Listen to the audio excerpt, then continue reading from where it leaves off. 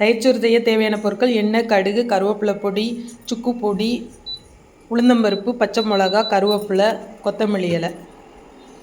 அடுப்பை ஆன் பண்ணி சட்டியை வச்சுக்கிட்டு சட்டி காஞ்சோடனே எண்ணெய் ஊற்றுங்க. சட்டி காய முன்னாடியே எண்ணெய் ஊற்றிட்டிங்கன்னா எண்ணெய் தெரிச்சிரும். அதுக்கப்புறம் கடுகை போட்டுக்கோங்க. நான் இந்த மாதிரி சித்திராண்டங்களுக்கு சிறு கடுகு போடுவேன்.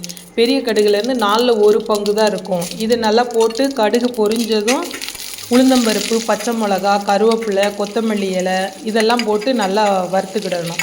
இப்போது ஒரு உலக்கு தயிர்ச்சோறுக்கு 3 பச்சை மிளகா போடணும். நான் 100 அரிசி தான் எடுத்து சோறாக்குனேன், அதனால 1 பச்சை மிளகா போடுறேன்.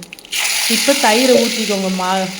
அதுக்கப்புறம் தயிரோட நான் கருவேப்பிலையும் இஞ்சியும் போடாததுனால கருவேப்பிலை பொடியும் சுக்கு பொடியும் போட்டு கொதிக்க வச்சு நான் பாதி தயிரும் பாதி தயிரை சுட வச்சும் போடுறேன்.